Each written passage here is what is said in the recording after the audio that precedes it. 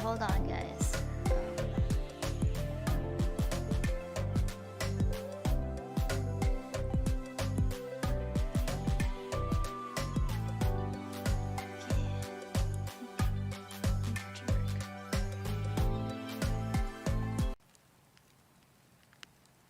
Hi, guys.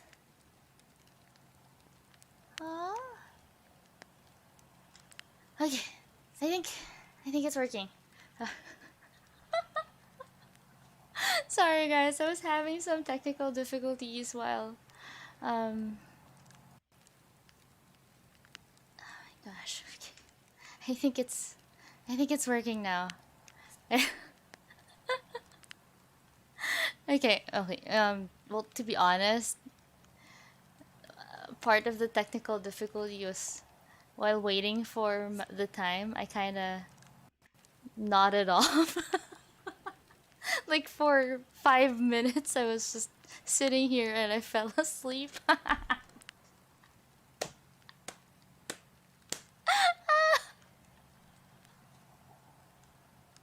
Oh wait, I need to see chat. I'm so sorry. I can't see chat. There we go. There we go. Okay, okay. Yeah, I know. It's not a Kaiko stream. There's no technical difficulties. This is Granny. I'm such a Granny. I know. But yeah, I fell asleep. Oh my gosh. Actually, a little secret. In my last Tall Tales with Kaiko, if you watch it again, the part one of this, I kind of like in the middle of reading the story, I kind of fell asleep.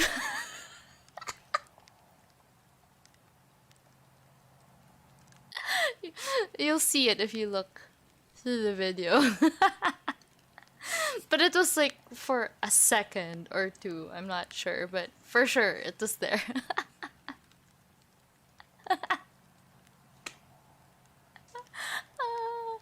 But it was super funny for me because anyway, hold on. I'm gonna check the chat. I'm so sorry, guys. What is up with this? Oh yeah, the sushi. The sushi.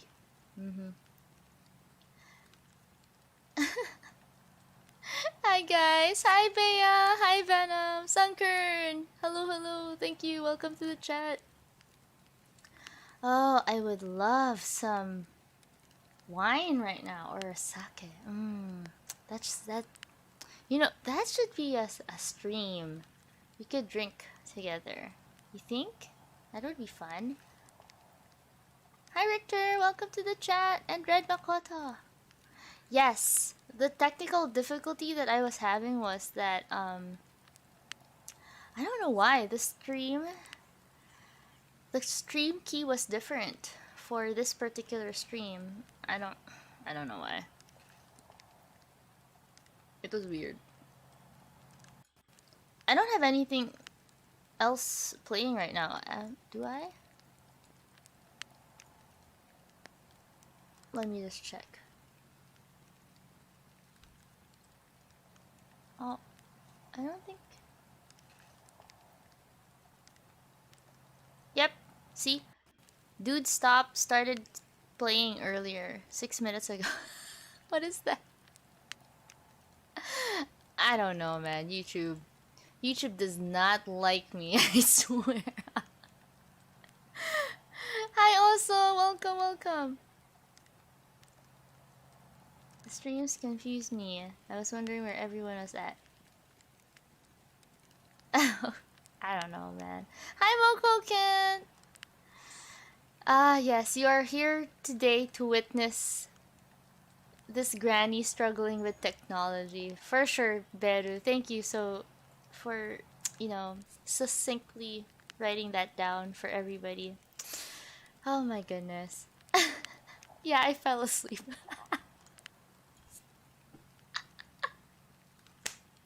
Well, I'm awake now, okay? I fell asleep for like 5 minutes while waiting for time. Okay. Anyway. Alright, so you're all here for the story. I'm so sorry. Well, story time. This is part of story time, isn't it? Talking to you guys about what's happening, what happened, and why the stream was delayed. The technical difficulty wasn't just YouTube; it was also my brain trying to catch up to this. No, don't call Sarah for time travel. Is she my alarm clock now? Imagine if your alarm clock was a time traveler who just, punches you awake. That that doesn't seem terrible, to be honest. I mean, there's no way you can stay asleep when you get punched by a time traveler. How did you know I was asleep? Oh my goodness.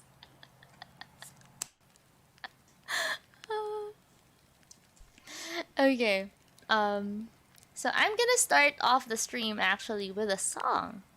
Rather than our usual, like, me just going straight into the story. So, yep, I will start with the Prince Ali song because I don't know, I just felt like it. Why do we do the things that we do? Because we feel like it. Exactly, that is the reason why we do these things. Ah, Interlink has a point right here. If you get punched hard enough, you actually go back to sleep. Therefore, a time traveler alarm clock might not be an actual good investment. Like, imagine if you get punched hard enough that you go into a comatose or something. That's not funny. But then again, all of my streams are like this. I'm gonna hydrate a bit before we start singing. Singing. Guys, if I'm... when I sing, it's nice if you guys sing with me as well. I think that would be fun. So, please don't feel, like, awkward about singing with me. Go on. Look for the song that I'm gonna sing, because on YouTube, karaoke with me. Sing. Okay. So my first... what we're gonna sing is Prince Ali. Prince Ali. Right.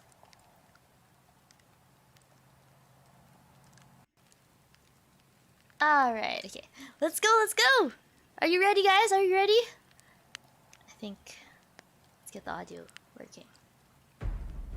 Yeah! Let's do this!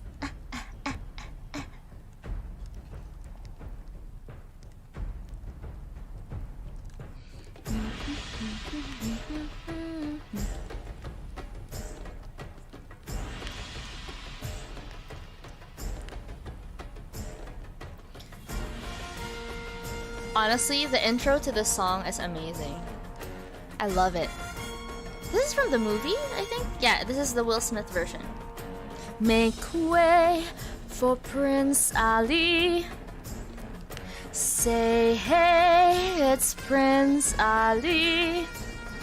Hey, clear the way in the old bazaar. Hey, you let us through. It's a brand new star. Oh, come be the first on your block to meet his eye.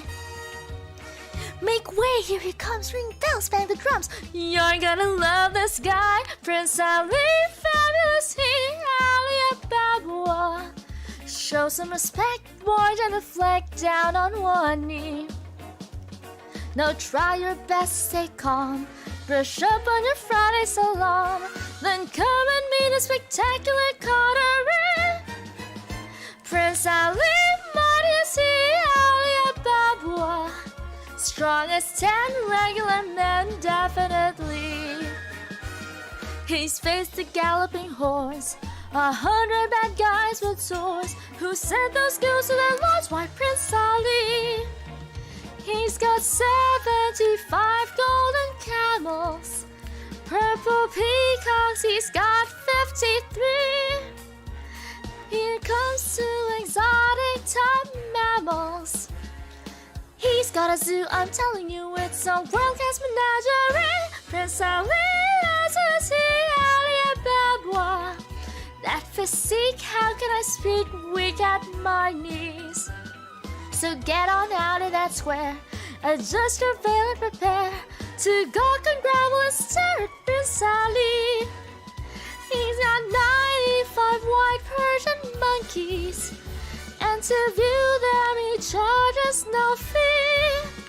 He's got 10,000 servants and flunkies. They're just slaves with loyalty to Ali. Prince Ali, Prince Ali. Yeah. Okay, I don't know this part because he keeps talking about something. Yeah. Prince Ali, amorous Ali Abdabwa.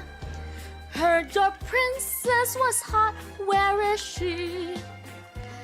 And that good people is why he got all cute and dropped by with 60 outfits, llamas galore, bears and lions, so brass, bed and moist, 40 fakirs, cuts, makers, birds that warble on key, make way for Prince Ali.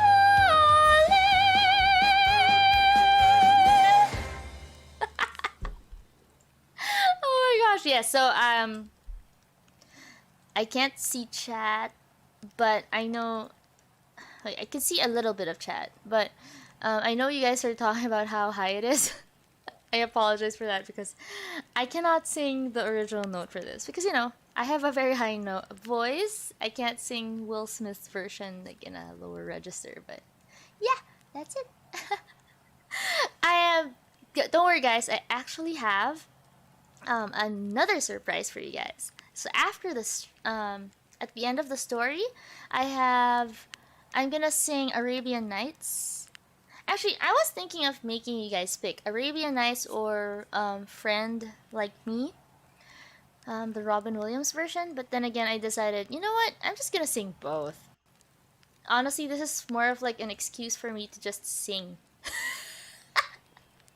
To sing some more because I love karaoke. I love singing so much. So you know what? Why choose? Both. Both is good, right? Both is good. Don't be ashamed to sing with me. Mission failed. We could sing it in a lower register. I'm sorry. I hope you guys enjoyed that though. I'm sorry, my voice isn't at its tip-top shape because I just kind of woke up, literally from a nap.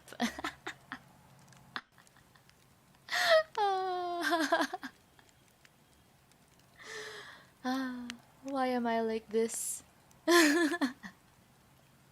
Okay, so I wanted to sing actually that song, the Prince Ali song, at the start as well because we are just getting right into the story where the part of the story wherein Aladdin finally presents his gifts to Princess Badrul Budur. So it's not Jasmine in the original story, guys. Okay? So if you want to know what happened during the first part of the story, you can just go and watch the previous video. So so it is not a tip-top shape. I am not kidding, because I literally just woke up minutes ago. Why am I like this? I apologize. Okay, hold on. I'm gonna move my screen a bit so I can read the chat and read the book. Okay. So guys, if you want to read this with me, the link should be in the description. Yeah, it's in the description. So it's in the description, so you can go and check that out. Just search consummation and it should be there. You should be where I am at this point. Okay? You can picture me as Jasmine or Aladdin, whichever you feel like. You know what, actually, sometimes I watch my VODs because I miss a lot of chat when when I'm streaming. So I belatedly saw your comment before about cabedoning the chat, by the way, Bea. I did not understand that until after the VOD. I'm like, oh, that's what she meant. I see. Okay. I cabedon you guys. Ta-da! Okay. So, let's start with the story again. So this is the part where you all fall asleep on me. And I fall asleep as well while reading the book. So, Aladdin. Aladdin waited till the 3 months were completed, which the Sultan had appointed for the consummation of the marriage between Princess Badroulbadour and himself, and the next day sent his mother to the palace to remind the Sultan of his promise. Got the cabinet. The widow went to the palace and stood in the same place as before in the hall of audience. The Sultan no sooner cast his eyes upon her than he knew her again, remembered her business, and how long he had put her off. Therefore, when the Grand Vizier was beginning to make his report, the Sultan interrupted him and said, "Vizier, I see the good woman who made me the present of jewels some months ago. Forbear your report till I have heard what she has to say." The Vizier, looking about the divan, perceived the tailor's widow, and sent the chief of the mace-bearers to conduct her to the Sultan. Aladdin's mother came to the foot of the throne, prostrated herself as usual, and when she rose, the Sultan asked her what she would have. "Sir," said she, "I come to represent to your Majesty in the name of my son Aladdin that the 3 months at the end of which you ordered me to come again are expired, and beg you to remember your promise." Hi, Enchanted Alpha! Welcome to the chat. The Sultan, when he had fixed a time to answer the request of this good woman, little thought of hearing any more of a marriage, which he imagined would be very disagreeable to the princess. So this summons for him to fulfill his promise was somewhat embarrassing. He declined giving an answer till he had consulted his vizier, and signified to him the little inclination he had to conclude a match for his daughter with a stranger whose rank he supposed to be very mean. The Grand Vizier freely told the Sultan his thoughts, and said to him, "In my opinion, sir, there is an infallible way for your Majesty to avoid a match so disproportionate without giving Aladdin, were he known to your Majesty any cause of complaint, which is to set so high a price upon the princess that, however rich he may be, he cannot comply with it. This is the only way to make him desist from so bold an undertaking." The Sultan approved of the Grand Vizier's advice, turned to the tailor's widow, and said to her, "Good woman, it is true sultans ought to abide by their words, and I am ready to keep mine, by making your son happy in marriage with the princess, my daughter. But as I cannot marry her without some further valuable consideration from your son, you may tell him, I will fulfill my promise as soon as he shall send me 40 trays of massy gold, full of the same sort of jewels you have already made me a present of, and carried by the like number of black slaves, who shall be led by as many young and handsome white slaves, all dressed magnificently. On these conditions, I am ready to bestow the princess, my daughter, upon him. Therefore, good woman, go and tell him so, and I will wait till you bring me his answer." Aladdin's mother prostrated himself a second time before the Sultan's throne, and retired. On her way home, she laughed within herself at her son's foolish imagination. "Where," said she, "can he get so many large gold trays, and such precious stones to fill them? Must he go again to that subterranean abode, and gather them off of the trees? And where will he get so many such slaves as the Sultan requires? It is altogether out of his power, and I believe he will not be much pleased with my embassy this time." When she came home, full of these thoughts, she said to her son, "Indeed, child, I would not have you think any farther of your marriage with the princess, the Sultan received me very kindly, and I believe he was well inclined to you. But if I am not much deceived, the Grand Vizier has made him change his mind." She then gave her son an exact account of what the Sultan had said to her, and the conditions on which he consented to the match. Afterward she said to him, "The Sultan expects your answer immediately, but," continued she, laughing, "I believe he may wait long enough." "Not so long, mother, as you imagine," replied Aladdin. "The Sultan is mistaken if he thinks by this exorbitant demand to prevent my entertaining thoughts of the princess. I expected that he would have set a higher price upon her incomparable charms. His demand is but a trifle to what I could have done for her. But while I think of satisfying his request, go and get something for our dinner, and leave the rest to me." As soon as his sorry, water.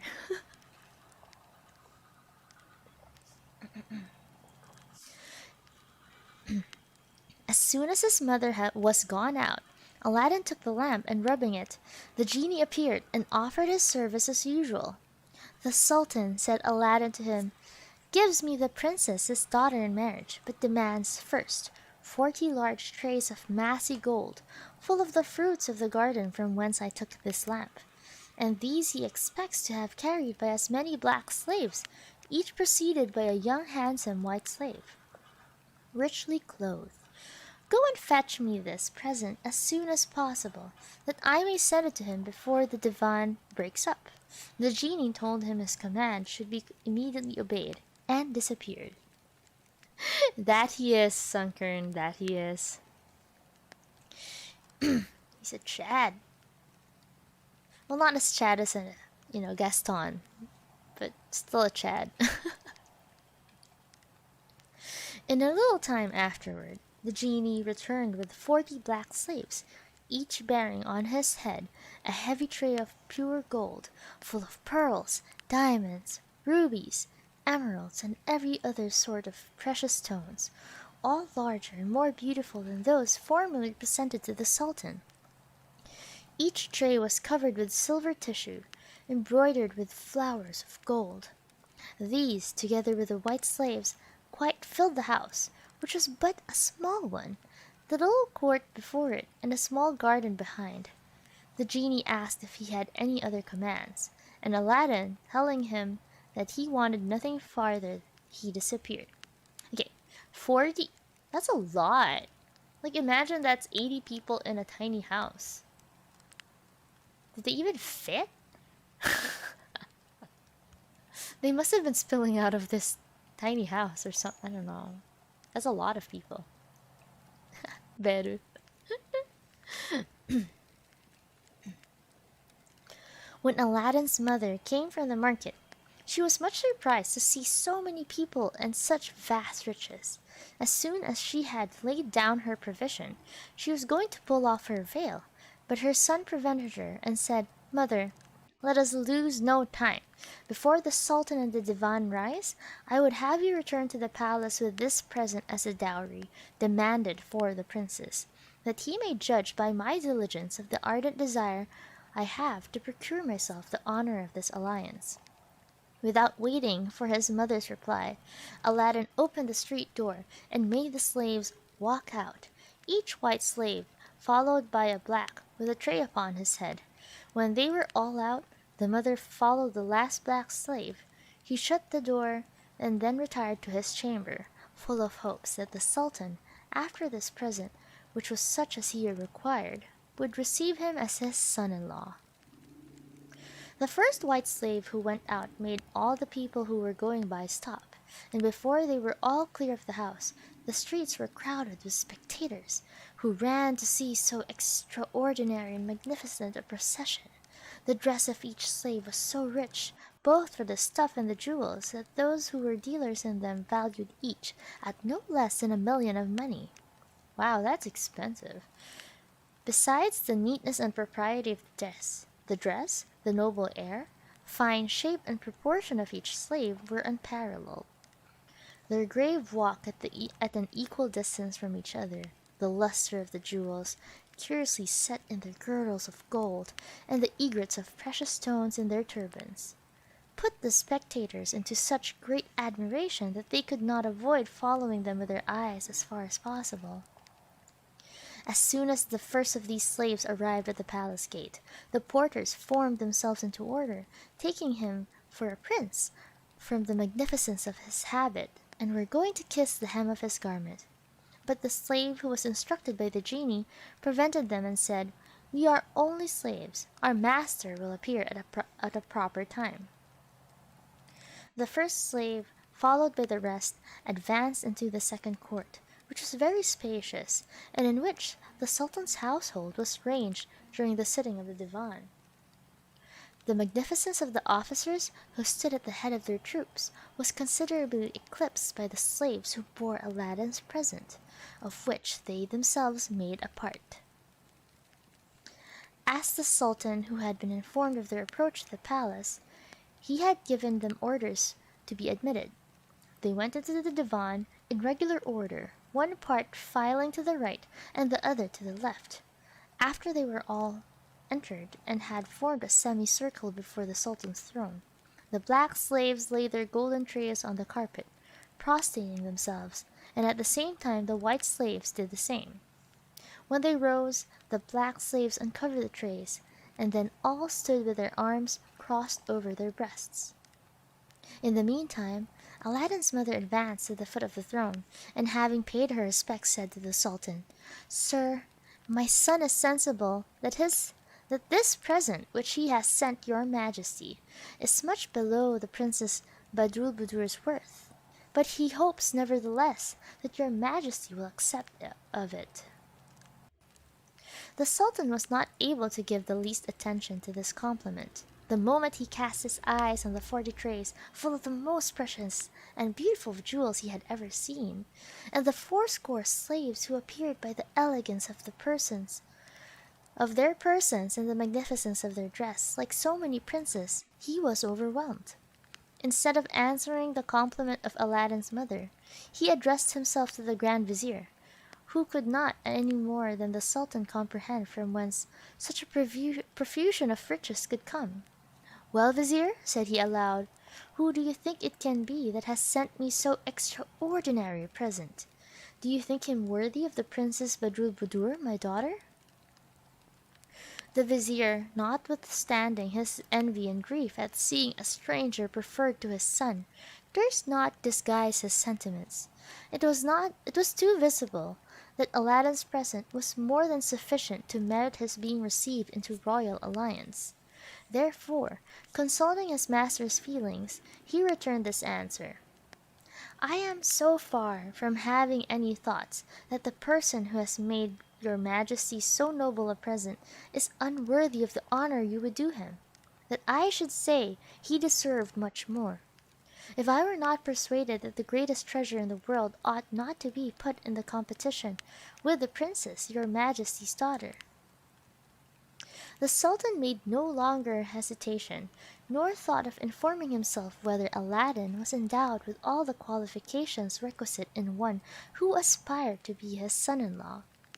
The sight alone of such immense riches, and Aladdin's quickness in satisfying his demand, without starting the least difficulty at the exorbitant conditions he had imposed, easily persuaded him that he could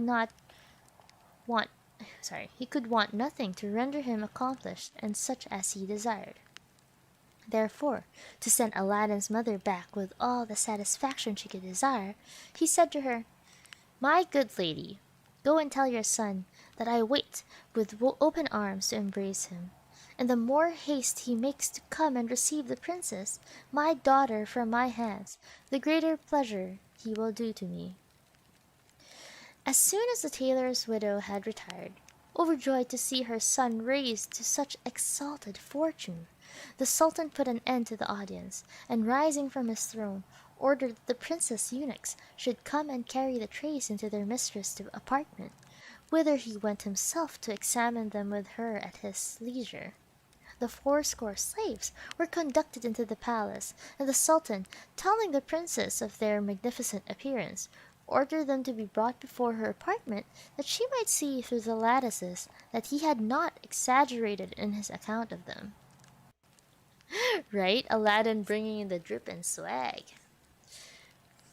It's really like flexing those gems and slaves. Have to say though, equal opportunist right here. He has black and white slaves, so okay. In the meantime, Aladdin's mother got home and shewed in her countenance the good news she brought her son. "My son," she said to him, "you have now all the reason in the world to be pleased. The Sultan, with the approbation of the whole court, has declared that you are worthy to possess the Princess Badrulbudur, and waits to embrace you and conclude your marriage. Therefore, you must think of making preparations for your interview, which may answer the high opinion he has formed of your person." Yeah, flexing like Gaston for sure. A la bling. Bling bling. And Aladdin, enraptured with this news, made little reply, but retired to his chamber. Actually, I have a question about this. Like, if for some reason the genie is released from Aladdin's is released from his servitude, would all the slaves just disappear? And where did the slaves come from? Like, they just appear out of nowhere, or did the genie just kind of pop them into existence there from somewhere else? Because that's kind of amazing. He has the power to create life. This genie is all powerful. Hi, Type Run. Hello, you're here. It was nice talking to you earlier on Ophelia's stream, by the way. Anyway, sorry about that. I went on a tangent. I was just kind of curious. Okay, so Aladdin, enraptured with this news, made little reply, but retired to his chamber. There, after he had rubbed the lamp, which had never failed him, the obedient genie appeared. "Genie," said Aladdin, "I want to bathe immediately, and you must afterward provide me the richest and most magnificent habit ever worn by a monarch." No sooner were the words out of his mouth than the genie rendered him invisible, and transported him into a bath of the finest marble, where he was undressed without seeing by whom in a magnificent and spacious hall.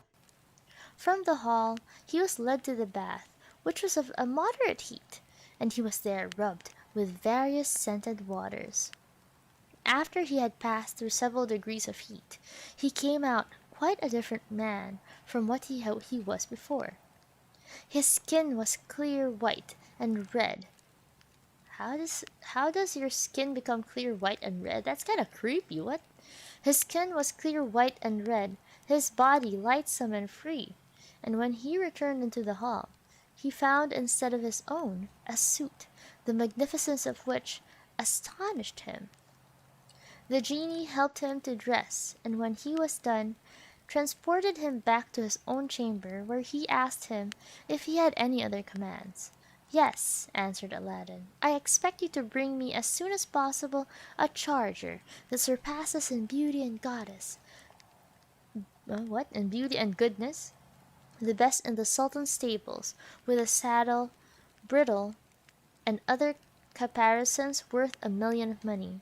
I want also 20 slaves, as richly clothed as those who carry the present to the Sultan, to walk by my side, and 20 more to go before me in 2 ranks. Beside these, bring my mother 6 women slaves to attend to her, as richly dressed at least as any of the Princess Badrulbudur's, each carrying a complete dress fit for any sultaness.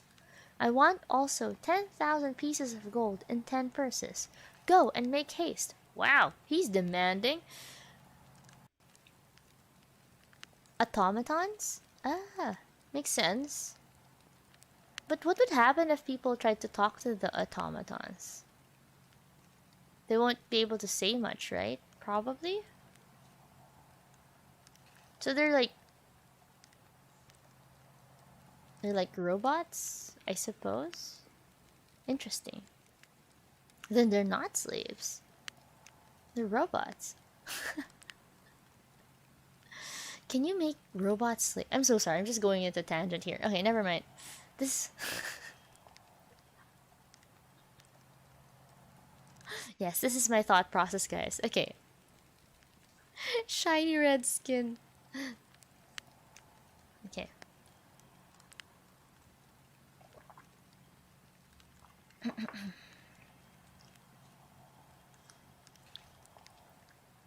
Water, guys. Drink some water. Hydration.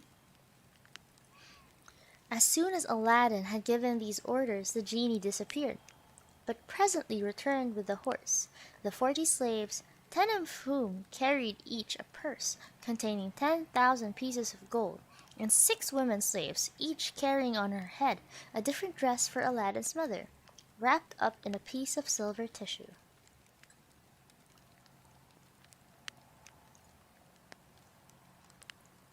Oh no, what did I do? Okay, there. Of the 10 purses, Aladdin took 4, which he gave to his mother, telling her those were to supply her with necessities. The other 6 he left in the hands of the slaves who brought them, with an order to throw them by handfuls among the people as they went to the Sultan's palace. The 6 slaves who carried the purses he ordered likewise to march before him, 3 on the right hand and 3 on the left. Afterward, he presented the 6 women slaves to his mother, telling her that they were her slaves and that the dresses they had brought were for her use. Okay, so it makes more sense why that song was like that, the Prince Ali song. When Aladdin had thus settled matters, he told the genie he would call for him when he wanted him, and therefore the genie disappeared. Aladdin's thoughts now were only upon answering as soon as possible the desire the Sultan had shewn to see him. He dispatched one of the 40 slaves to the palace with an order to address himself to the chief of the porters, to know when he might have the honor to come and throw himself at the Sultan's feet. The slave soon acquitted himself of his commission, and brought for answer that the Sultan waited for him with impatience. Aladdin immediately mounted his charger, and though he never was on horseback before, appeared with such extraordinary grace that the most experienced horseman would not have taken him for a novice. The streets, though, which he was to pass, were almost instantly filled with an innumerable concourse of people, who made the air echo with their acclamations, especially every time the 6 slaves who carried the purses threw handfuls of gold among the populace. Neither did these shouts of joy come from those alone who scrambled for the money, but from a superior rank of people, who could not forbear applauding Aladdin's generosity. Not only those who knew him when he played in the streets like a vagabond did not recollect him, but those who saw him but a little while before hardly recognized him, so much were his features altered. Such were the effects of the lamp as to procure by degrees to those who possessed it perfection suitable to the rank to which the right use of it advanced them. Much more attention was paid to Aladdin's person than to the pomp and magnificence of his attendants, as a similar show had been seen the day before, when the slaves walked in procession with the present to the Sultan. Nevertheless, the horse was admired by good judges, who knew how to discern his beauties without being dazzled by the jewels and richness of his feature. When the report was everywhere spread that the Sultan was going to give the princess in marriage to Aladdin, nobody regarded his birth, nor envied his good fortune, so worthy he seemed of it in the public opinion. When he arrived at the palace, everything was prepared for his reception, and when he came to the gate of the second court, he would have alighted from his horse, agreeably to the custom observed by the Grand Vizier, the commander-in-chief of the empire, the governors of provinces of the first rank, but the chief of the mace-bearers, who waited on him by the Sultan's order, prevented him and attended him to the grand hall of audience, where he helped him dismount. The officers formed themselves into 2 ranks at the entrance of the hall. The chief put Aladdin on his right hand, and through the midst of them led him to the Sultan's throne. As soon as the Sultan perceived Aladdin, he was no less surprised to see him more richly and magnificently habited than ever he had been himself. That then struck at his good mien, fine shape, and a certain air of unexpected dignity, very different from the meanness of his mother's late appearance. But notwithstanding, his amazement and surprise did not hinder him from rising off of his throne and descending 2 or 3 steps quickly enough to prevent Aladdin's throwing himself at his feet. He embraced him with all possible demonstrations of joy at his arrival. After this civility, Aladdin would have thrown himself at his feet again, but he held him fast by the hand, and obliged him to sit close to the throne. Aladdin then addressed the Sultan, saying, "I receive the honor which your Majesty out of your condescension is pleased to confer, but permit me to assure you that I know the greatness of your power, and that I am not insensible how much birth is below the lustre of the high rank to which I am raised. I ask your Majesty's pardon for my rashness, but I cannot dissemble that I should die with grief were I to lose my hopes of seeing myself united to the divine princess, who is the object of my wishes." "My son," answered the Sultan, embracing him a second time, "you would wrong me to doubt for a moment of my sincerity. Your life from this moment is too dear to me not to preserve it, by presenting you with a remedy which is at my disposal." "Hi, Ozumi Wizard, you're here!" Yes, I am reading Aladdin and the Wonderful Lamp for everybody right now. This is the last part of the story, by the way. We're almost done. Well, not almost done. Just started this second part of the story. After these words, the Sultan gave a signal, and immediately the air echoed with the sound of trumpets, hautboys, and other musical instruments, and at the same time he led Aladdin into a magnificent hall, where was laid out at a most splendid collation. The Sultan and Aladdin ate by themselves, while the Grand Vizier and the great lords of the court, according to their dignity and rank, sat at different tables.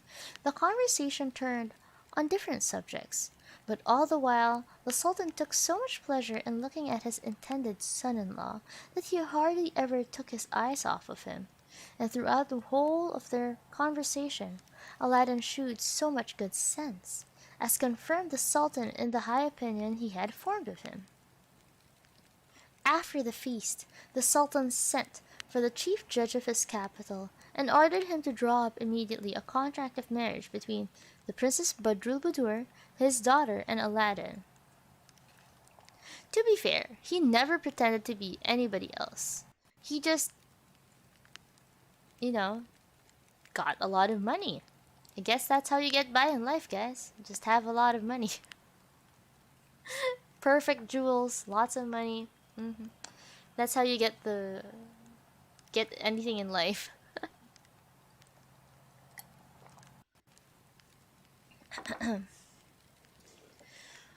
When the judge had drawn up the contract in all the requisite forms, the Sultan asked Aladdin if he would stay in the palace and solemnize the ceremonies of marriage that day. To which he answered, "Sir, though great is my impatience to enter your Majesty's goodness, yet I beg of you to give me the leave to defer it till I have built a palace fit to receive the princess. Therefore, I petition you to grant me a convenient spot of ground near your abode, that I may the more frequently pay my respects, and I will take care of it. Take care to have it finished with all diligence." "Son," said the Sultan, "take what ground you think proper. There is space enough on every quarter around my palace. But consider, I cannot see you too soon united with my daughter, which alone is wanting to complete my happiness." After these words, he embraced Aladdin again, who took his leave with as much politeness as if he had been bred up and had always lived at court.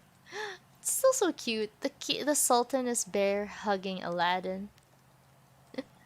I guess that part of the story translated well into the Disney version of this. Aladdin returned home in the order he had come, amidst the acclamations of the people, who wished him all happiness and prosperity. As soon as he dismounted, he retired to his own chamber, took the lamp, and called the genie as before, who, in the usual manner, made him a tender of his service. "Genie," said Aladdin, "I have every reason to commend your exactness in executing hitherto punctually whatever I have demanded. And now, if you have any regard for the lamp, your protector, you must shew, if possible, more zeal and diligence than ever. I would have you build me as soon as you can a palace, opposite, but at a proper distance from the Sultan's, fit to receive my spouse, the Princess Badroulbadour." "Good night, Marcos! Hello, hello! I leave the choice of the materials to you, that is to say, porphyry." I wish you guys could read this, by the way. "Porphyry, jasper, agate, lapis lazuli, or the finest marble of various colors, and also the architecture of the building. But I expect that on the terraced roof of this palace you will build me a large hall, crowned with a dome, and having 4 equal fronts, and that instead of layers of bricks, the walls be formed of massy gold and silver, laid alternately." Man, this person has bad taste. Like, imagine if, I mean, that's probably really expensive, but what would it look like? You think Sultan likes Aladdin more than the princess? You know what? I think you're right. "That each front shall contain 6 windows, the lattices of all of which, except one which must be left unfinished, shall be so enriched in the most tasteful workmanship, with diamonds, rubies, and emeralds, that they shall exceed anything of the kind ever seen in the world." I have to say though, the sentences in this story in particular are very long. Like, a lot of it is run-on sentences. There's like 6 commas in a single sentence. They should limit comma use.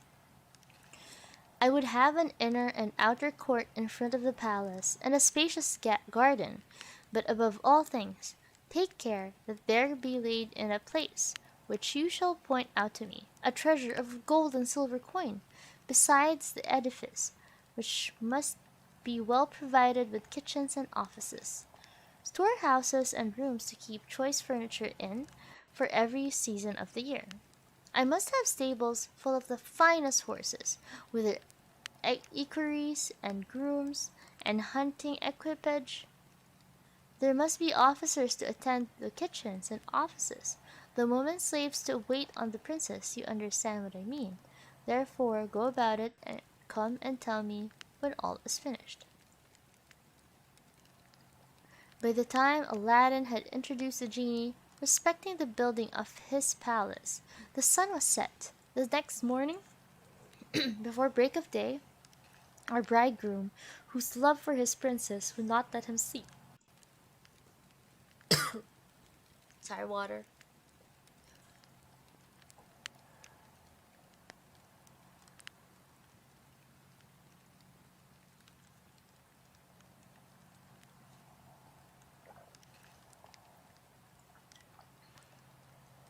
Oh my gosh, my throat is so parched.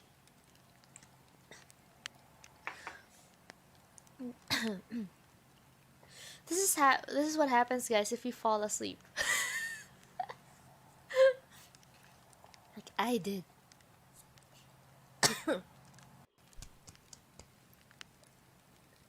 I'm dehydrated.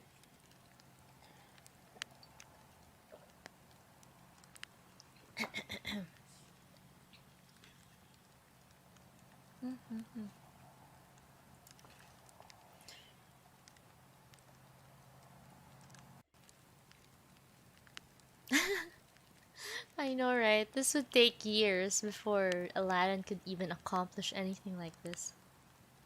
This is cheating. He's using a game shark to beat the game. I wonder how many people would get that reference right now, by the way. Lift your hand up if you got that. Game Shark. Alright. By the time Aladdin had instructed the genie respecting the building of his palace, the sun was set. The next morning, before break of day, our bridegroom, whose love for the princess would not let him sleep, was up, when the genie presented himself and said, "Sir, your palace is finished. Come and see how you like it." Aladdin had no sooner signified his consent than the genie transported him thither in an instant, and he found it so much beyond his expectation that he could not enough admire it. The genie led him through all the apartments, where he met with nothing but what was rich and magnificent, with officers and slaves all habited according to their rank and the services to which they were appointed. The genie then shewed with him the treasury, which was opened by a treasurer, where Aladdin saw heaps of purses of different sizes piled up to the top of the ceiling and disposed in most excellent order. The genie assured him of the treasurer's fidelity, and thence led him to the stables, where he showed him some of the finest horses in the world, and the grooms busy in dressing them.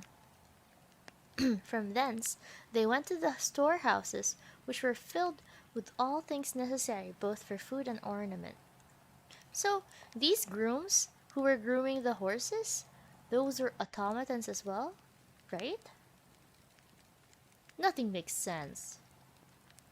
But also makes sense. I don't know. Just a game genie before the shark. Ah, that's true. Huh, it fits with the story. We have a genie here.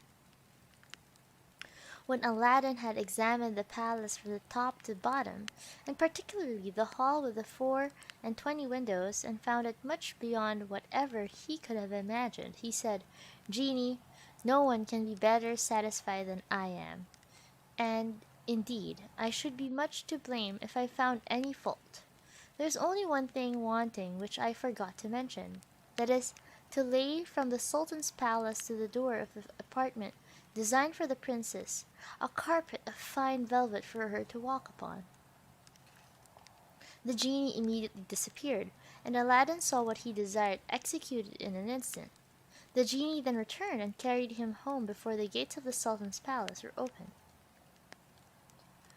When the porters, who had always been used to an open prospect, came to open the gates, they were amazed to find it obstructed, and to see a carpet of velvet spread from the grand entrance. They did not immediately look how far it extended, but when they could discern Aladdin's palace distinctly, their surprise was increased.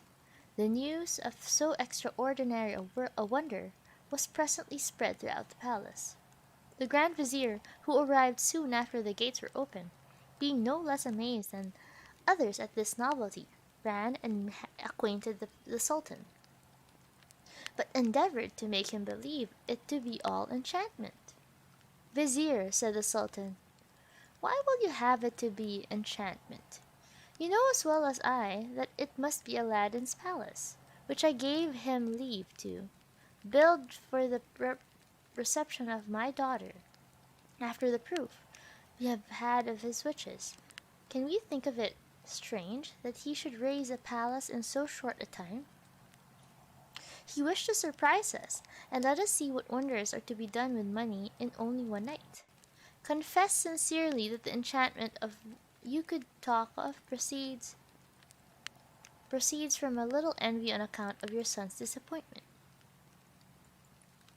When Aladdin had been conveyed home, and had dismissed the genie, he found his mother up, and dressing himself in one of those suits which he had brought her. By the time the Sultan rose from the council, Aladdin had prepared his mother to go to the palace with her slaves, and desired her, if she saw the Sultan, to tell him she should do herself the honor toward evening to attend the princess to her palace. Accordingly she went, but though she and the women slaves who followed her were all dressed like sultanesses, yet the crowd was not near so great as the preceding day. However, they were all veiled, and each one had on an upper garment agreeable to the richness and magnificence of their habits. Aladdin, taking care not to forget his wonderful lamp, mounted his horse, left his paternal home forever, and went to the palace in the same pomp as the day before.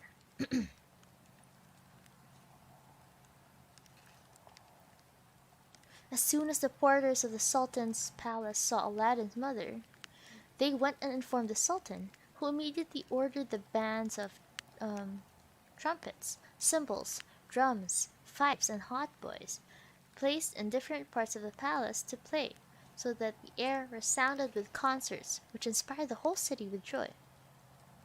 The merchants began to adorn their ships and houses with fine carpets and links. Sorry, where was I? The merchants began to adorn their shops and houses with fine carpets and silks, and to prepare illuminations against night.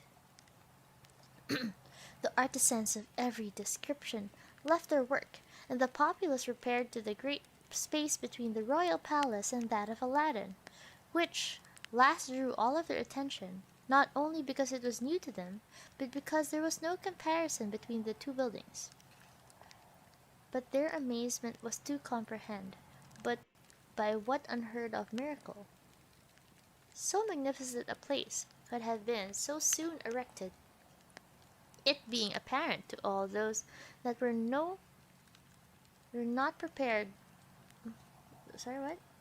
It being apparent to all that there were no prepared materials or any foundations laid the day before. Aladdin's mother was received in the palace in honor and introduced into the Princess Badrulbudur's apartment by the chief of the eunuchs. As soon as the princess saw her, she rose, saluted, and desired her to sit down on a sofa, and while her women finished dressing and adorning her with the jewels which Aladdin had presented to her, a collation was served out. At the same time, the Sultan, who wished to be as much with his daughter as possible before he parted with her, came in and paid the old lady great respect. Aladdin's mother had talked to the Sultan in public, but he had never seen her with her veil off as she was then. And though she was somewhat advanced in years, she had remains of a good face, which showed that she had been in her youth. So the Sultan, who had always seen her dressed very meanly, not to say poorly, was surprised to find her as richly and magnificently attired as the princess, his daughter. This made him think Aladdin equally prudent and wise in whatever he undertook.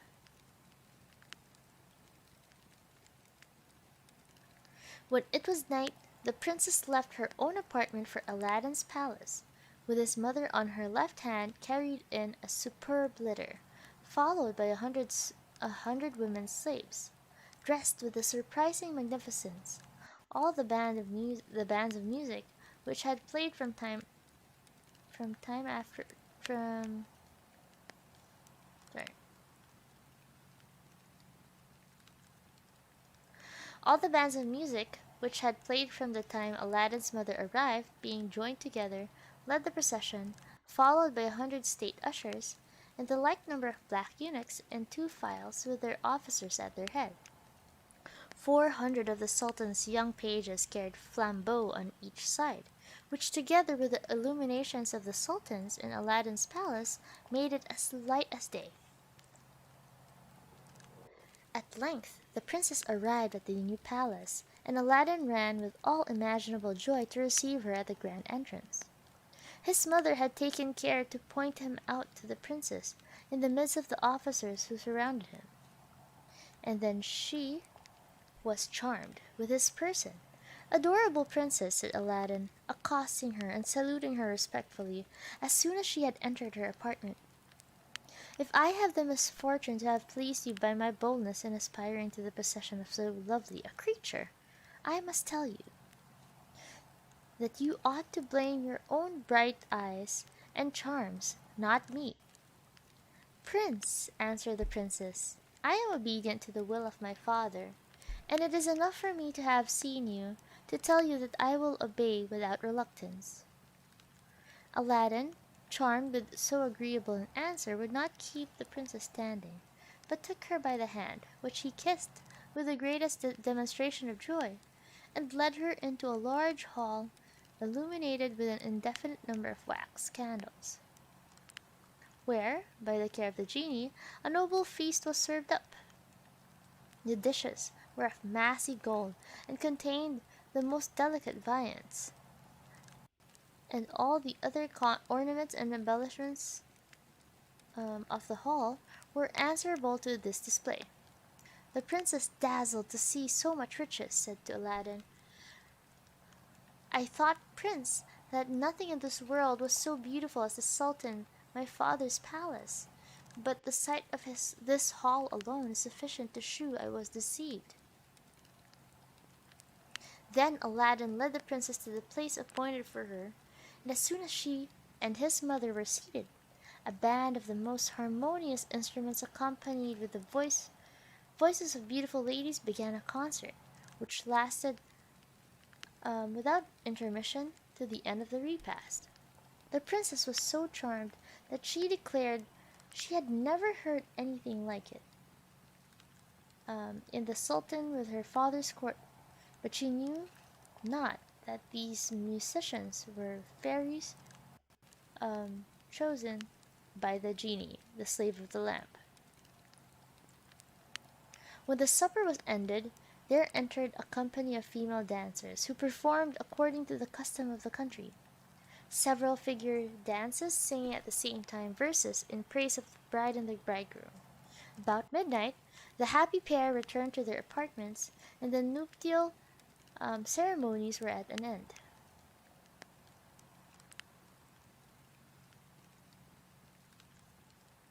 Prince Ali, fabulous Ali Ababa.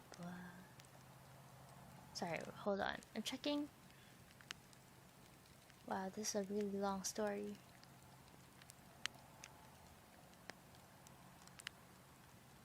Oh my goodness. Okay, this is a really long one. I wonder if we're gonna have part 3 of this, to be honest. Oh my gosh. Okay. Aladdin could technically get a second wife, or third, or fourth. Ah, culture differences. The next morning, when Aladdin arose, his attendants presented themselves to dress him, and brought him another habit as magnificent as that worn the day before. He then ordered one of the horses appointed for his use to be got ready, mounted him, and went in the midst of a large troop of slaves to the Sultan's palace. The Sultan received him with the same honors as before, embraced him, placed him on the throne near him, and ordered a collation. Aladdin said, "I beg your majesty, I will dispense with my eating with you today. I came to entreat you to make a present in the prince's palace, attended by your grand vizier and all the lords of the court." The Sultan, commented with pleasure, rose up immediately, and then, preceded by the principal officers of his palace, and followed by all the great lords of this court, accompanied Aladdin.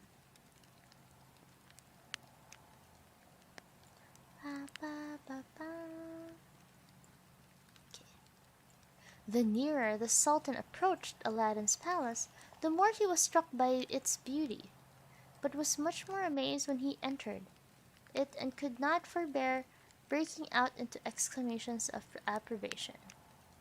When he came into the hall, and cast his eyes on windows enriched with diamonds, rubies, and emeralds, all perfect stones, he was so much surprised that he remained some time motionless. After he recovered himself, he said to his vizier, "Is it possible that there should be such a stately palace so near my own? And I, being an utter stranger, um, to it. Hold on, sorry.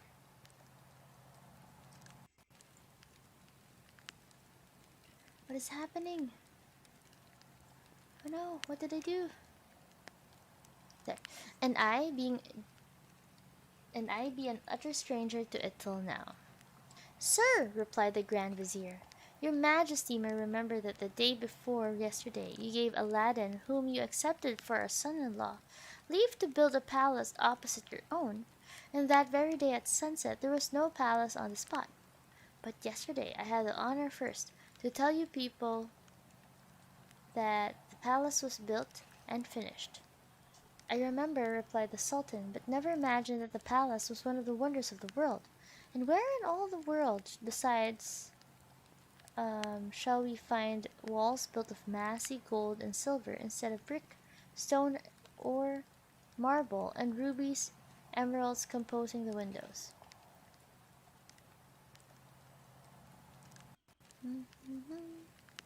Prince Ali.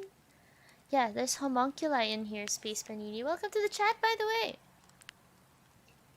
Okay. The Sultan would examine and admire the beauty of all the windows, and counting them, found that there were but 3 and 20 so richly adorned that he was greatly astonished that the 24th was left imperfect. Vizier, said he, for the minister made a point of never leaving him, I am surprised that a hall of this magnificence should be left thus imperfect. Sir, reported the Grand Vizier, without doubt Aladdin only wanted time to finish his window to finish this window like the rest, for it is not to be supposed that he has sufficient jewels for the purpose, or that he will not complete it at the first opportunity.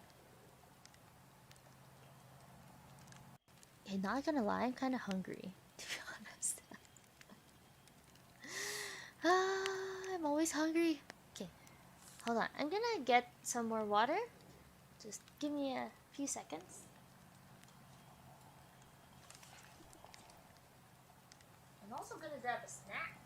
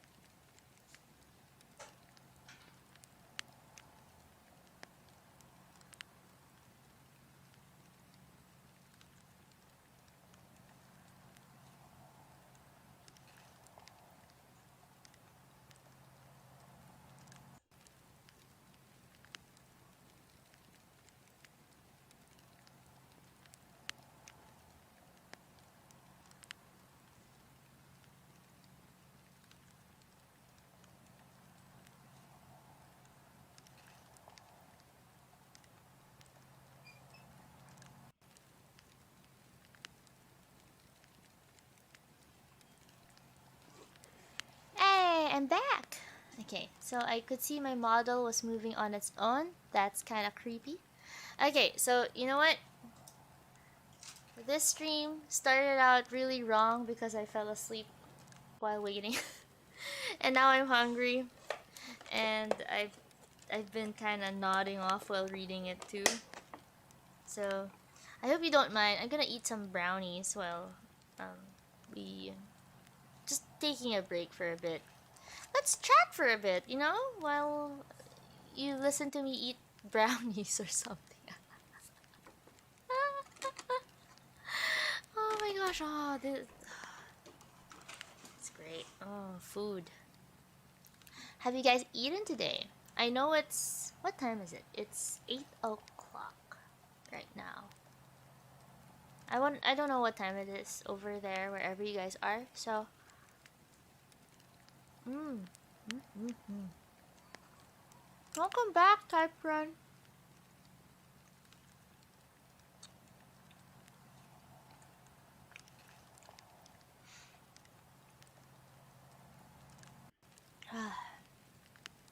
It's a nice day. Mm-hmm. Brownies sound great, right? Brownies. Ooh, I wish I could show you the brownies I'm eating right now. They're so good. They're soft and gooey inside, all chocolatey. Yummy! And it has this like very light, um, flaky outside. So good. Mm.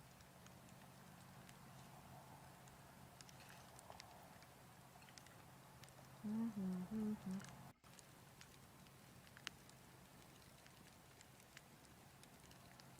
Oh, that was a joke?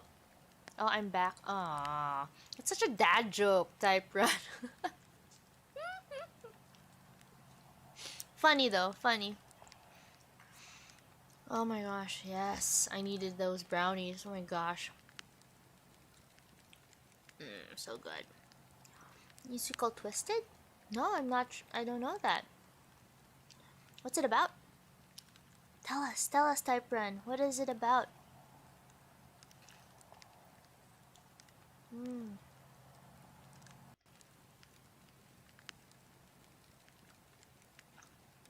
Honestly, I'm just hanging out with you guys right now. Hanging out while eating. I had to stop reading because honestly, at some point, I didn't know what I was reading. I was falling asleep while reading.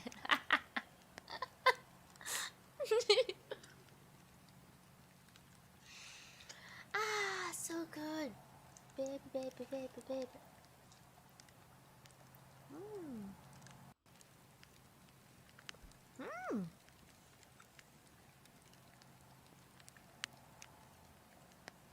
Parody of Aladdin? Interesting. I will look that up. Thank you so much for your suggestion. It's pretty cool. Do they have songs too? I kinda almost did Red Makota actually. Like, baby, baby, baby, baby, baby. I still can't sing the song though because it's rap.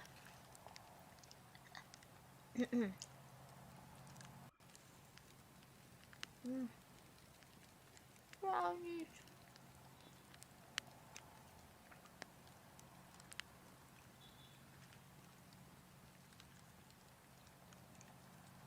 Oh, I see. The protagonist is the royal vizier instead of the Aladdin. Interesting.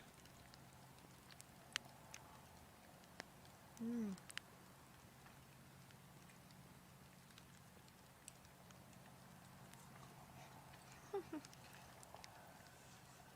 Good jokes.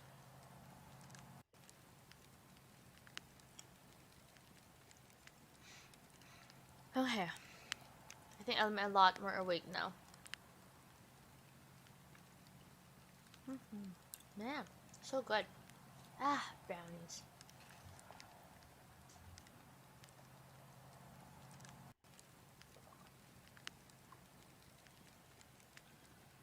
Ah, so good. Mm. Okay, thank you so much, everybody, for your patience with me about that. I had to stop reading for a bit.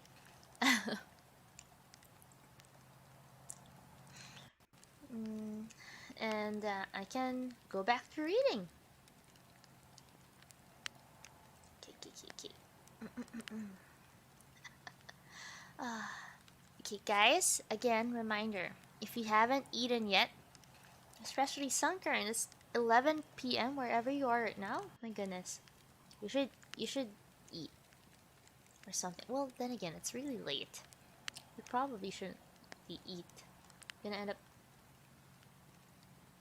you know, having indigestion or something. uh, okay. All right. To be honest, I'm kind of really. Okay. All right. Let's go back to reading. I'm gonna read a bit more, and then we'll jump straight back into the singing part of the stream. All right? Because guess. I don't think I can read for very long after this. Why did I fall asleep earlier? It's just making everything so much harder. This was not in the plan, guys. Not in the plan at all. This was supposed to be the last stream for this story. It's gonna be a part 3. Oh my goodness. Okay, okay, okay. So let's get back to the story. We stopped here.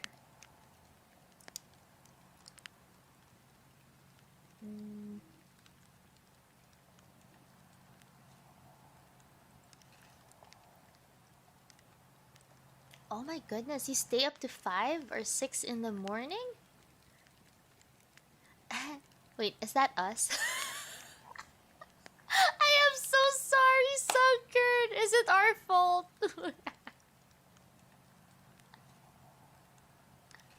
Don't worry, I'm gonna let you sleep early today because we're not gonna stream for very long. I apologize.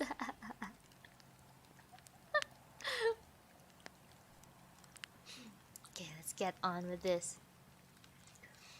So the Sultan would examine and admire the beauty of all the windows, and counting them found that there were but 23 so richly adorned that he was greatly astonished. Sorry, Sunkern! I'm so sorry, I just find that really funny. It's our fault. I'm sorry.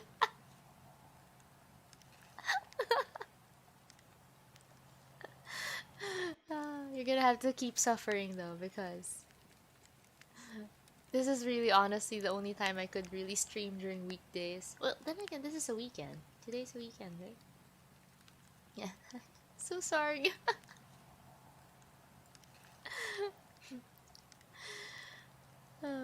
So the vizier, said he, for that minister made a point of never leaving him, I am surprised that a hall of this magnificence should be left thus imperfect. Sir, replied the Grand Vizier, without a doubt Aladdin only wanted time to finish this window like the rest, for it is not to be supposed but that he has sufficient jewels for that purpose, or that he will not complete it at the first opportunity. That wait, hold on. Then again, so you stayed up until like 6 a.m. for the debut stream? Oh, you're so sweet. Thank you so much, Sunkern, for your sacrifice that day. Because I was streaming for 5 hours, I think. Okay,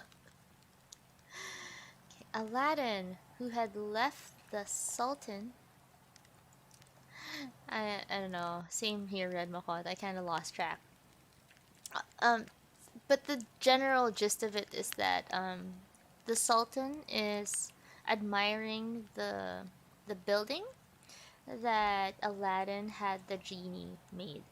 Okay, to be honest, there's a lot of cultural references to this. For example, the fact that there's 20 and 3, the way they write it. But you know, let's not go into that because this story is long enough as it is. If you go into the cultural reasons for the way they write this, we're not gonna end ever. You know, actually, that's something that could be fun too. Like, would you guys want a reading wherein we analyze what the story is about? I don't think people would enjoy that, to be honest. Maybe like the cultural references or the history behind it, like the little match girl. That's a very short story, but honestly, there's a lot of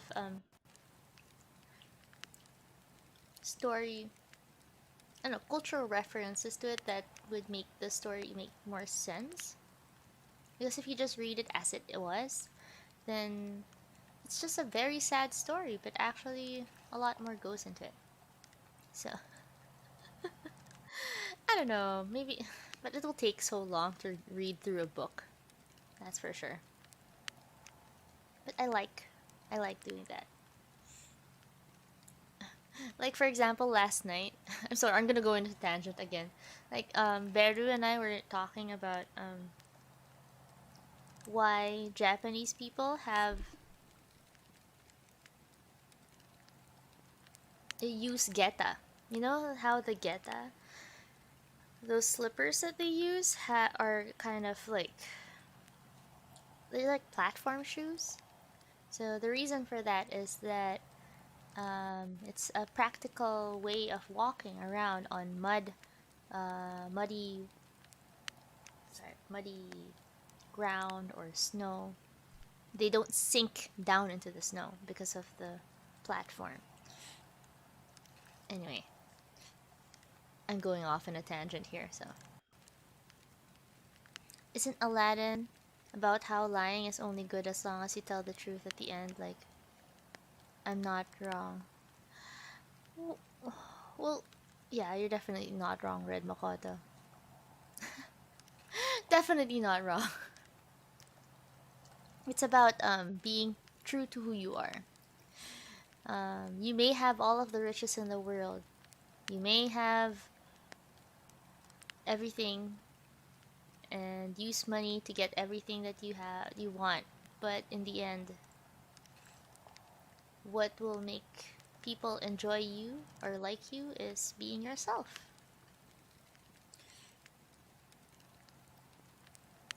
Okay, so Aladdin, who had left the Sultan to go and give some orders, returned just as the vizier had finished his remark. "Son," said the Sultan to him, "this hall is the most worthy of admiration of any in this world. There is only one thing that surprises me, which is to find one of the windows unfinished. Is it from the forgetfulness or negligence of the workmen, or what want of time, that they have not put the finishing stroke to so beautiful a piece of architecture?" "Sir," answered Aladdin, "it was for none of those reasons that your Majesty sees it in this state. The omission was by design. It was by my orders that the workmen left it thus, since I wish that your Majesty should have the glory of finishing this hall." "If he did it with this intention," replied the Sultan, "I take it kindly, and will give orders about it immediately." He accordingly sent for the most considerable jewelers and goldsmiths in this capital. Red Makoto, go ahead. Don't worry. Falling asleep is completely understandable in this stream, because even I fall asleep to my own reading. I've just learned about it that people use my Tall Tales with Kaiko streams to fall asleep. And you know what? I like that. I like how people are getting more rest. I don't mind. Please rest while you're listening to the stream. We keep going on a tangent here, but I'm actually thinking of putting lullabies in my streams as well, so that maybe that could lull even more people to sleep. This is the only stream wherein I actually want people to sleep. Okay, so Aladdin then conducted the Sultan into the saloon, where he had regaled his bride the preceding night. The princess entered immediately afterward and received her father with an air that shewed how much she was satisfied with her marriage. 2 tables were immediately spread with the most delicious meats, all served up in gold dishes. The Sultan was much pleased with the cookery and owned that he had never eaten anything more excellent. He said the same of the wines, which were delicious, but what he most of all admired were 4 large buffets, profusely furnished with large flagons, basins, and cups, all of massy gold set with jewels. Yes, I also use my own stream to fall asleep. That has happened before, by the way. I did fall asleep too while I was listening to my VOD. Oh, I'm glad that you fell asleep to the 2048 stream. Oh, and the Tall Tales. Oh, that's good. That's good, Sunkern. Remember to rest well. I like it when people relax, because I like relaxing too. So, when the Sultan rose from the table, he was informed that the jewelers and goldsmiths attended, upon which he returned to the hall and shewed them the window which was unfinished. "I sent for you," said he, "to fit up this window in as great perfection as the rest. Examine well, and make all the dispatch you can. The jewelers and goldsmiths examined the 3 and 20 windows with great attention, and after that they had consulted together, they returned and presented themselves to the Sultan. When the principal jeweler undertaking to speak for the rest said, "Sir, we are willing to exert our utmost care and industry to obey your majesty, but among us all we cannot furnish jewels enough for so great a work." "I have more than are necessary," said the Sultan. "Come to my palace, and you shall choose what may answer your purpose." Yes, it's okay, Red Makoto. Go ahead. Don't worry. Listen to the stream and fall asleep. That's completely fine. That is the purpose of the stream. When the Sultan returned to his palace, he ordered his jewels to be brought out, and the jewelers took a great quantity of particularly those Aladdin had made him a present of, which they soon used. Without making any great advance in their work, they came again several times for more, and in a month's time had not finished half their work. In short, they used all the jewels the Sultan had, and borrowed of the vizier, but yet the work was not half done. Aladdin, who knew that all the Sultan's endeavors to make this window like the rest were in vain, sent for the jewelers and goldsmiths, and not only commanded them to desist from their work, but ordered them to undo what they had begun, and to carry all their jewels back to the Sultan and to the vizier. They undid in a few hours what they had been 6 weeks about, and retired, leaving Aladdin alone in the hall. He took the lamp which he carried about him, rubbed it, and presently the genie appeared. "Genie," said Aladdin, "I ordered thee to leave one of the 4 and 20 windows of this hall imperfect, and thou hast executed my commands punctually. Now I would have thee make it like the rest." The genie immediately disappeared, and went out of the hall, and returning soon after, found the window like the others. In the meantime, the jewelers and goldsmiths returned to the palace, and were introduced to the Sultan's presence, where the chief jeweler, presenting the precious stones which he had brought back, said, in the name of all the rest, "Your Majesty knows how we have been upon the work you are pleased to set us about, in which we have used all imaginable industry. It was far advanced when Prince Aladdin commanded us not only to leave off, but to undo what we had already begun, and bring your Majesty your jewels back." Majesty jewels. Okay, that's very juvenile, but it's funny. The Sultan asked them if Aladdin had given them any reason for so doing, and they answering that he had given them none, he ordered a horse to be brought, which he mounted and rode to his son-in-law's palace, with some few attendants on foot. When he came there, he alighted at the staircase which led to the hall with the 24 windows, and went directly up to it, without giving precious notice to Aladdin. But it happened that at that very juncture Aladdin was opportunely there, and had just time to receive him at the door. The Sultan, without giving Aladdin time to complain, obligingly of his not having given notice, that he might have acquitted himself with the more becoming respect, said to him, "Son, I come myself to know the reason why you commanded the jewelers to desist from work, and take to pieces what they had done." Aladdin disguised this true reason, which was that the Sultan was not rich enough in jewels to be at so great an expense, but said, "I beg of you now to see if anything is wanting." The Sultan went directly to the window, which was left imperfect, and when he found it like the rest, fancied that he was mistaken, examined the 2 windows on each side, and afterward all the 4 and 20. But when he was convinced that the window which several workmen had been so long about was finished in so short a time, he embraced Aladdin and kissed him between his eyes. "My son," said he, "what a man you are to do such surprising things, always in the twinkling of an eye. There's not your fellow in the world, The more I know, the more I admire you." Aladdin received these praises from the Sultan with modesty, and replied in these words: "Sir, it is a great honor for me to deserve your Majesty's goodwill and approbation, and I assure you I shall study to deserve them more." The Sultan returned to his palace, but did not let Aladdin attend him.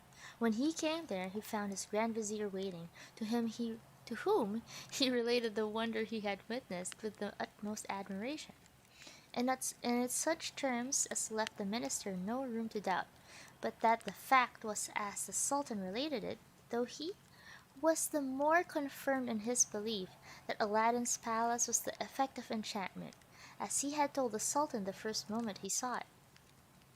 He was going to repeat the observation, but the Sultan interrupted him and said: "You told me so once before, I see, Vizier, that you have not forgotten your son's espousals to my daughter." Oh. The Grand Vizier plainly saw how much the Sultan was prepossessed, therefore avoided disputes and let him remain in his own opinion. The Sultan, as soon as he rose every morning, went into the closet to look at Aladdin's palace, and would go many times in a day to contemplate and admire it. Aladdin did not confine himself in his palace, but took care to show himself once or twice a week in the town, by going sometimes to one mosque and sometimes to another, to prayers, or to visit the Grand Vizier who affected to pay his court to him on certain days, or to do the principal lords of the court the honor to return their visits after he had regaled them at his palace. Every time he went out he caused two slaves, who walked by the side of his horse, to throw handfuls of money among the people as he passed through the streets and squares, which were generally on these occasions crowded. Besides, no one came to his palace gates to ask alms, but returned satisfied with his liberality. In short, he so divided his time that not a week passed but he went either once or twice a hunting, sometimes in the environs of the city, sometimes farther off, at which the villages through which he passed felt the effects of his generosity, which gained him the love and blessings of the people, and it was common for them to swear by his head. With all these good qualities he showed a zeal for the public good which could not be sufficiently applauded. He gave sufficient proofs of both in a revolt on the borders of the kingdom, for he no sooner understood that the Sultan was levying an army to disperse the rebels, than he begged the command of it, which he found not difficult to obtain. As soon as he was empowered, he marched with so much expedition that the Sultan heard of the defeat of the rebels before he had received an account of his son-in-law's arrival in the army. Aladdin had conducted himself in this manner several years, when the African magician, who undesignedly had been the instrument of raising him to so high a pitch of prosperity, recalled him to his recollection in Africa, whether after his expedition he had returned, and though he was almost persuaded that Aladdin must have died miserably in the subterranean abode where he had left him, yet he had the curiosity to inform himself about his end with certainty, and uh, as soon as he was a great geomancer, he took out a cupboard of what's it? He took out of a cupboard a square covered box which he had used in his geomantic observations. After he had prepared and leveled the sand which was in it with an intention to discover whether or not Aladdin had died, he cast the points, drew the figures, and formed a horoscope by which he came to examine it.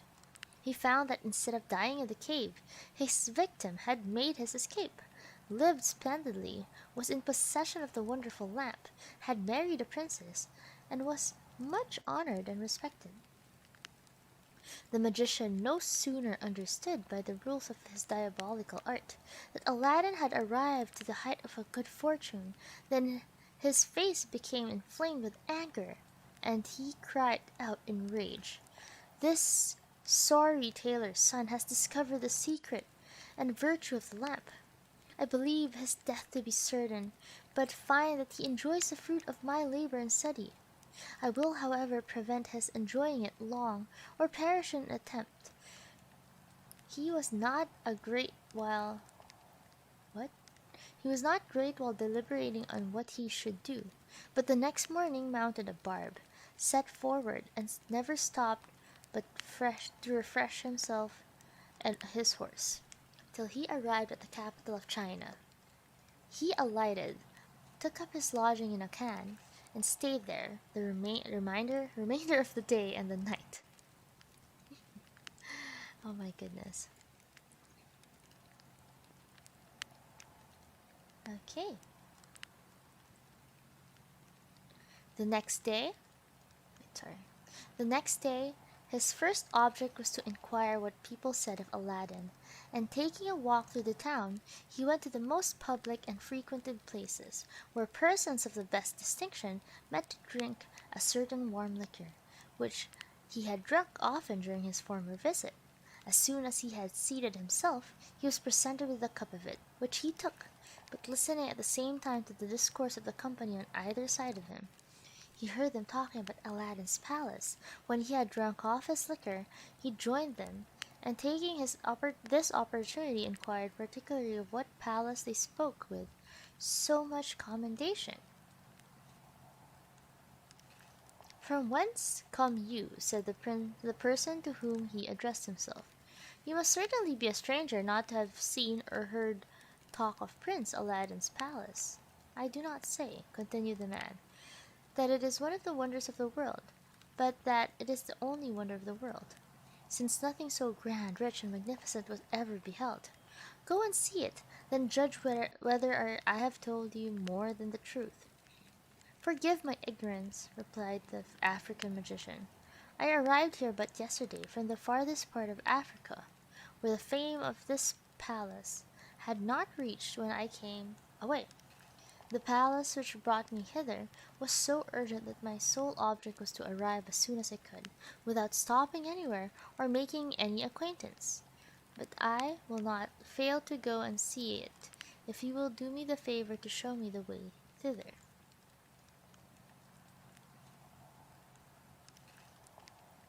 Alright, so I think I'm gonna end the stream at this point.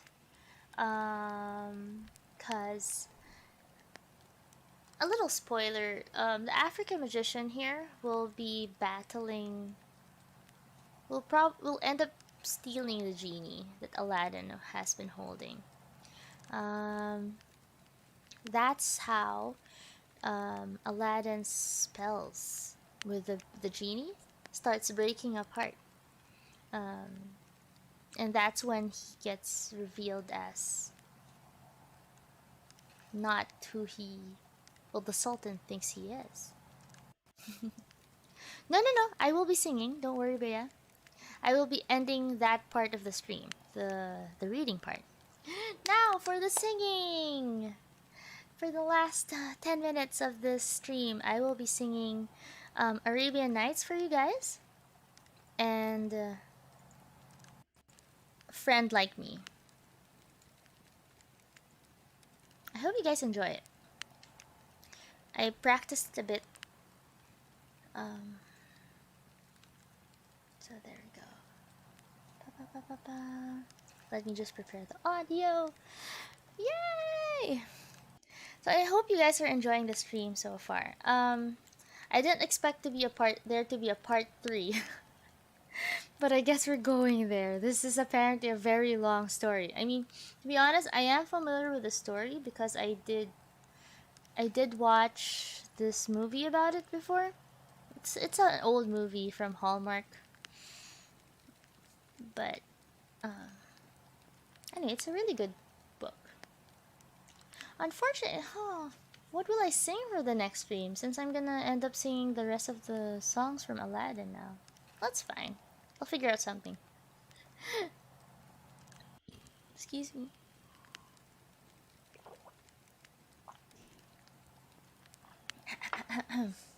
Singing time! Yes, sunken singing time.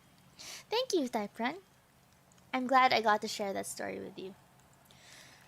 that part of the ASMR is done. Now it's time for Arabian Nights and Arabian Days.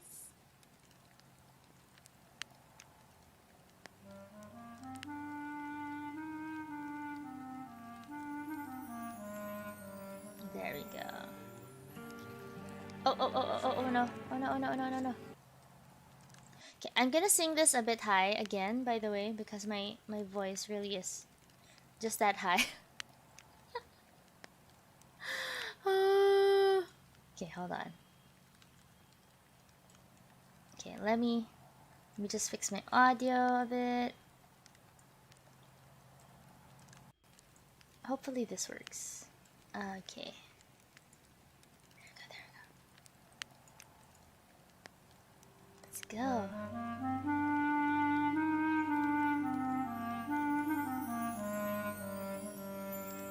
Oh, imagine a land that's a faraway place where the caravan camels roam, where they wander among every culture and tongue. It's chaotic, but hey, it's home. When the wind's from the east and the sun's from the west and the sand in the glass is right, come on down, stop on by, hop a carpet and fly to another Arabian night.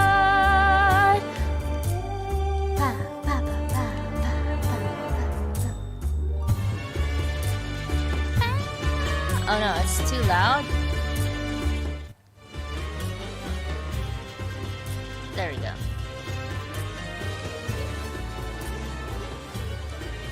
As you wind through the streets at the fabled bazaars with the cardamom cluttered stalls, you can smell every spice while you haggle the price of the silks and the satin shawls. Oh, the music that plays as you move through a maze in the haze of your pure delight. You are caught in a dance, you're lost in the trance of another Arabian night. Arabian nights and Arabian days. More often than not, are harder than hot in a lot of good ways. Arabian nights, like Arabian dreams, like mystical land of magic and sadness more than it seems. There's a road that may lead you to good or to great through the power your wishing commands. Let the darkness unfold, all find fortunes untold, while your destiny lies in your hands.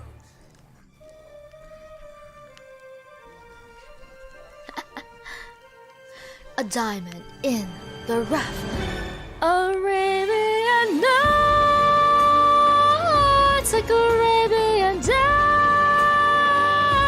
They seem to excite, take off and take flight, to shock and amaze. Arabian nights, like Arabian moons. The fool off is gone, could fall and fall hard. Out there are the dudes.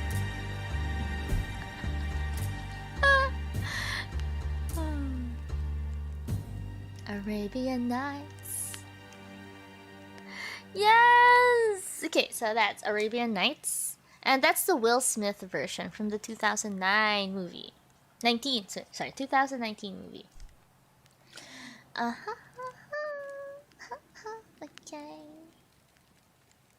There we go. Arabian Nights. It's a really high song for me though, because I don't know, it's so low. Anyway, and the next song, the last song of the evening, guys, and I hope you can rest well hearing this one. It's Friend Like Me, but this is the Robin Williams version from the 1992 film. Okay? So, thank you guys, before we end, thank you again for sticking with me today, on the stream, having fun with me. Thank you so much, Bea. Thank you. Yeah, but I don't know. I didn't sing it as well as I thought I could. because it's really high. I'm glad that you enjoyed it anyway, though. Okay. This song is a lot easier to my throat. Maybe. Anyway, I don't know. It's a friend like me, guys, from Aladdin. This is fun. It's kind of like rap a bit, I guess. We'll have fun. Wow, wow. Yeah, yeah. Well, Alibaba had them 40 thieves, Scheherazade had 1,000 tales. But master, you luck. Up in your sleeves, you got random magic never fails. Got some power in your corner now, some heavy ammunition in your camp. You got some punch, pizzazz, yahoo, and how. See, all you gotta do is rub that lamp. Mr. Aladdin, sir, what will your pleasure be? Let me take your order, jot it down. You ain't never had a friend like me. Life is your restaurant and I'm your maitre d'. Come on, whisper what it is you want. You ain't never had a friend like me. Pride ourselves on service. You're the boss, the king, the shah. Say what you wish, it's your true dish. What about a little baklava? Have some of column A, try all of column B. I'm in the mood to help you, dude. You ain't never had a friend like me. Na na na, wow, na na, no no, wow, na na na na na na. And your friends do this. Do your friends do that? Do your friends pull this out their little hair? Friends will pull. Can your friends go abracadabra, let her rip, and then make that sucker disappear? Okay, I can't say this one. That's your midday prayers. Get bona fide certified. Got a genie for your charge affairs. I get a power urge to help you out. So what you wish, I really want to know. You got a list that's 3 miles long, no doubt. Well, all you gotta do is rub like so. Mr. Aladdin, sir, have a wish or 2 or 3. I'm on the job, a big nabob. You ain't never had a friend, never had a friend. You ain't never had a friend, never had a friend. You ain't never had a friend like me. Na na na na na na na na. Never had a friend like me.